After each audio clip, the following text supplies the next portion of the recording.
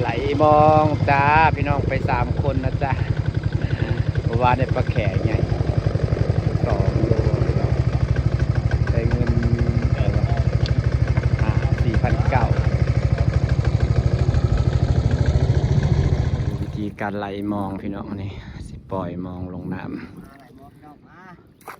ผู้หอดผู้ใดจะกูเมื่อวานได้ปลาเครื่องใหญ่พี่น้องเป็นจักโลกอ่ะจำคนปลาจะ2 โลได้เงิน4,900ติต้องให้2 ซาวหนึ่งบ่ตอนแรกวะก็ได้2 หายามนี่น้ำกับซีขุนในพี่น้องเพราะว่าเขาสู่หนาฝนและน้ำก็น้ำขึ้นหลายเติบเลยแต่ขึ้นมาแห้งอันนั้นจะเป็นฝั่งไทยจ้าบ้านนาสีดามอำเภอสนุมานจังหวัดอำนาจเจริญพี่น้องปอนไปขายปลาเพราะว่าเราคนถามซื้อแซวลงแรกเขาก็ถามซื้อแล้วบริบอกราคาเขาก็ถามเขาก็เก่าแล้วว่าเท่าไหร่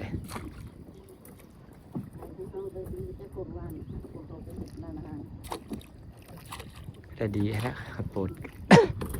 เขาจะเอาตั้งแต่2 โลเขาจะเอาอยู่บ่หาคนถามจะเซล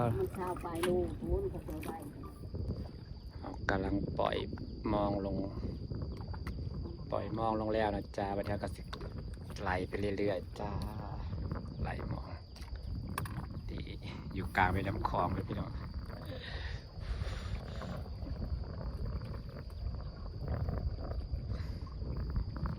ปลาฟองปวกมันคือในฝนตกแห้งๆพอฝนสิเบิดยังมาเบิดจะเริ่มตกน้ำคุยไฟไปเลยกำลังเกี่ยวไปดอก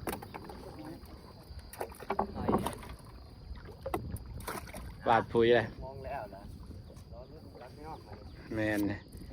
ปล่อยมองแล้วรอลุ้นนะจ๊ะเมื่อวานได้ปลาใหญ่พี่น้องเอ้ยอยากถ่ายเมื่อวานปลาตัวถ่ายลงเฟซเด้ก็เคยได้ปลาตัวใหญ่ในจึกเถื่อเคยเห็นเคยได้แต่ก็บ่กล้าแต่ก่อนก็มีแต่10 ปลายโลเนาะ16 โลนึงมันหักบดินนะปลาแข่บ่บ่ปลาแข่ถึงมองอย่าคือขอนนี่เนาะบัดเขาจับผุ่นมันจังดิ้นนะมันตีขันมันถึงมองมันสิเศร้าดิ้นในปลาแข่มันสิคือขอนนี่มันสิกิ้งก็ลุงบัดเขาจับขึ้นมาน้ำขึ้นมาเฮือพี่มันจังดิ้นนะเคยได้กับกล้าอยู่ว่ามันจับแล้วมันบดดิ้นมันเห็ดนอนดึงอยู่คือขอนนี่กัดปลาเครื่องนะดิ้นได้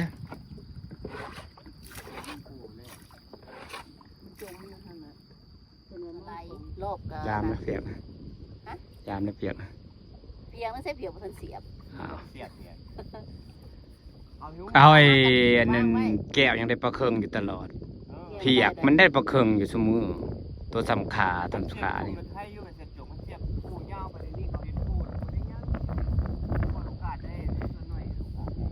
เห็ดยังก็ต้องได้เสื่องเห็ดแต่พี่น้องเขาบอกเสื่องแล้วเขาหลังขนาดรอบเขากับเดือนหลักยามหมดละตึ้งเอาถึงมองถึงรอบตึ้งอะไร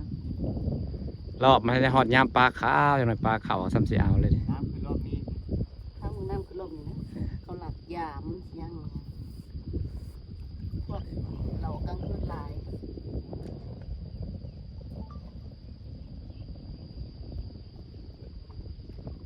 กำลังพากันกูมองจะถึงจิกโตอยู่ปะจะว่าคอยมาเลยประมาณบนจักกล่าวไปกับกลานะมาเนี่ยขอไปนะมาอ่านยามรอบก็เต็มเพื่อมาเบิ่งไหลมองกับพี่อ้ายกับเอื้อยเมื่อวานมันได้ปลาแข่ใหญ่พี่น้องอยากได้คลิปช็อตเด็ดปลาแข่ใหญ่แข่ใหญ่สัก2 โลสำคนพี่น้องเอ้ยเมื่อวานนี่นะมันจะอ่อนปากใหญ่หักน้ำบ่ค่อยไหลเนาะไหลบ่แห้งหนาฝนน้ำกันซีแหละสิแหละพี่น้องขึ้นแน่บ่ขึ้นแน่สมมติน้ำมันสิอยู่โตแบบนี้เลยยังเขาปล่อยเขื่อนยังขึ้นถ้าเป็นสมัยก่อนเนี่ยโหต้องได้ปรับมองตลอดป่ะ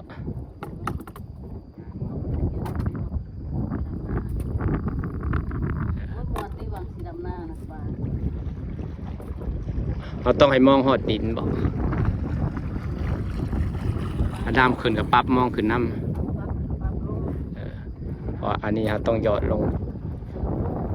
พื้นดินนะพี่น้องมองกระลูกหน่อยมันก็สิลอยหนาน้ำมันก็สิบ่ถึงป่า18 แล้วก็ทำหอยมือบอก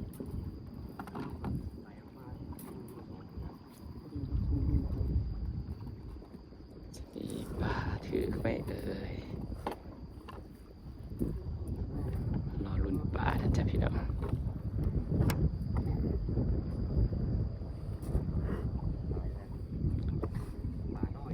เอ๊ะ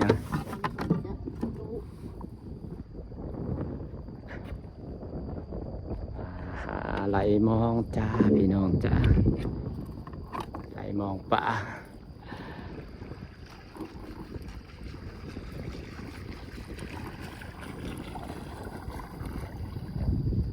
น้ำกระไหลบ่แห้งปานใด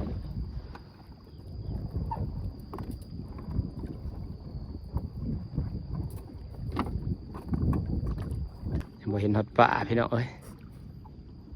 ปิดดินสิปั๊บมองใหม่เลยตัวมานแท้ วานได้ปลาเครื่องใหญ่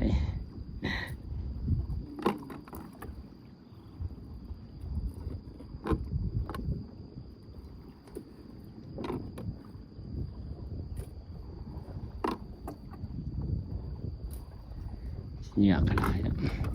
บ่ค่อยมีไม้เนาะแต่ว่ามันหอดยามมันบอกเออ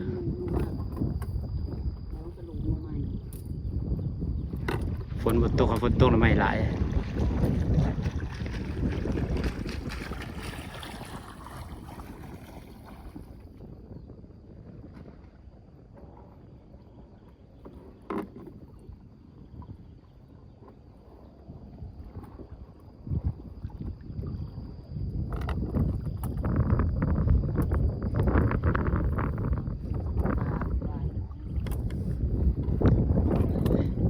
จะเห็นต้นปลาเครื่องใหญ่ถือมาว่านะพี่น้องเอ้ยใหญ่แท้ใหญ่ว่า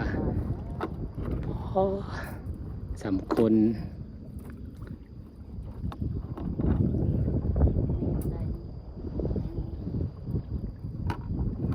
นี่ยังบ่เห็นปลาเลยจ้า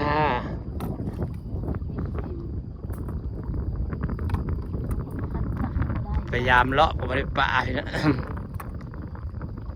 มันจะเขาปลาเลาะ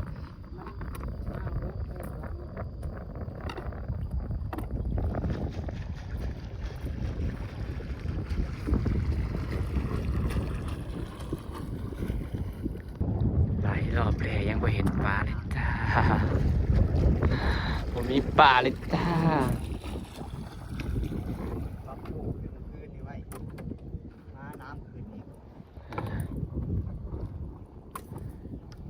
เขาใจสลาริมน้ำแต่ก่อนเขาไม่ได้มีนะคือได้ยินเสียงตุ้มๆนะเดี๋ยวนี้เราก็จะเปิดเพลงนี่ได้ร้านอาหารร้านอาหารริมโขงมีสลาริมน้ำพร้อมทางลงบ้านโนนสมบูรณ์พี่น้องอำเภอเซโนมานจังหวัดอำนาจเจริญนี่หลากหลายแต่ยังไม่เห็นป่าจ้า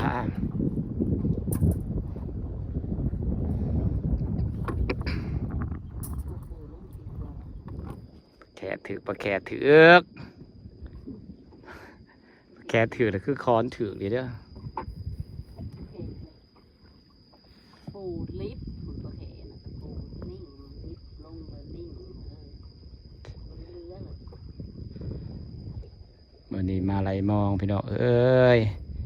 จะว่าได้มาเถื่อแรกน้ำกระบอกมาอันสัมปจักมาเถื่อแรกได้ปลาแข่ใหญ่ไปตะมาอยู่หรือเนาะ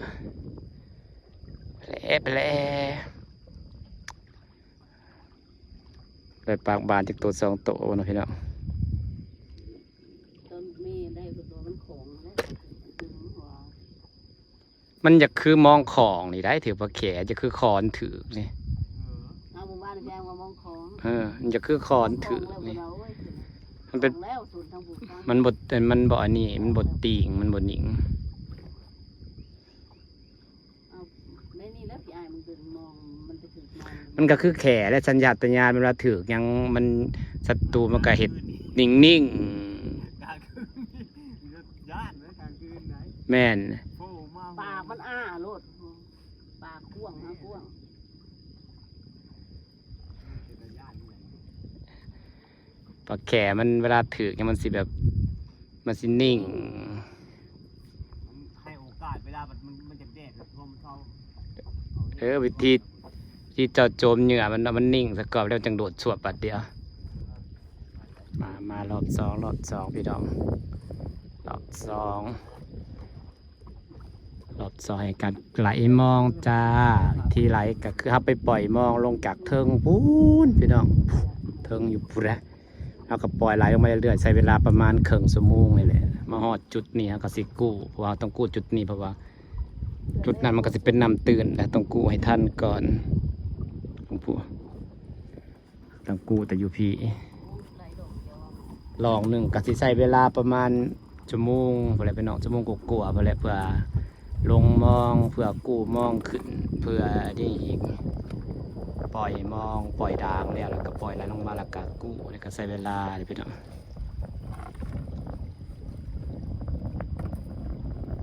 มองใหญ่ก็สิใส่2 คนไหลสิเลยอย่าง เชิญลูกหลา ก็ น สิมีชิ้นเหยื่อ อันนี้แหละมันมา จอบ ตึ้งโจกตึ้งนะ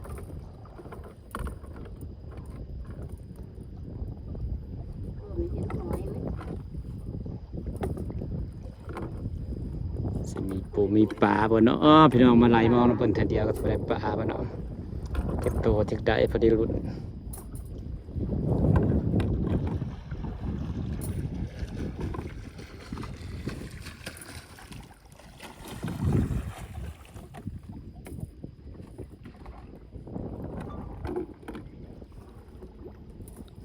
ยาวขึ้นแล้วดึงมอง มองงามๆปลานี้ดูปลา ยังไม่เห็นมีปลาเลยพี่น้องจ๋า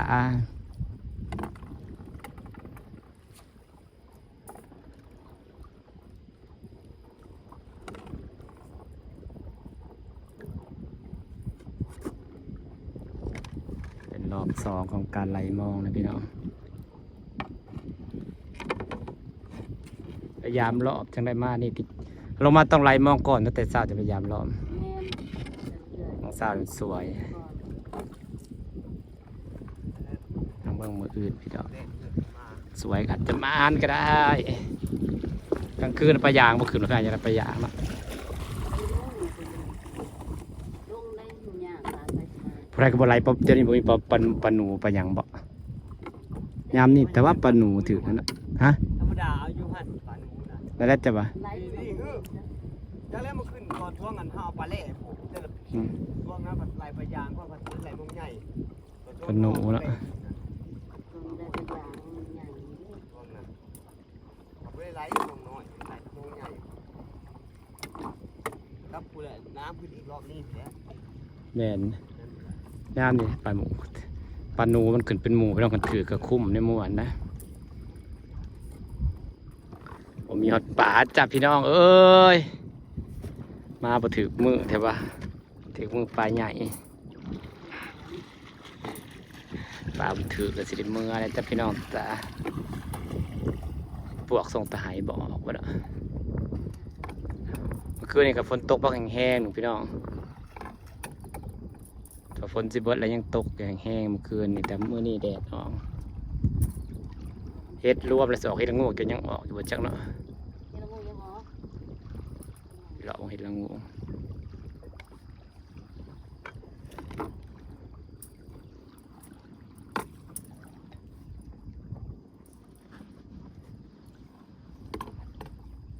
อะไรบอกก็บ่ได้ชื่อมืออะไรพี่น้องบ่ได้ปะลงสวยโพดเขาจะมือเบิดเลย ลูกสวยพุ่นน่ะลูกสวยพุ่น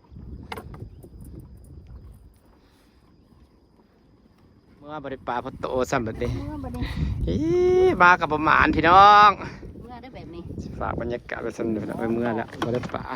ชมวิวธรรมศาสตร์เมื่อแบบนี้ ไม่มีปลาเลย ลองลองปรับประตู สิได้เมื่ออะไรพี่น้องเอ้ยบริปลาประ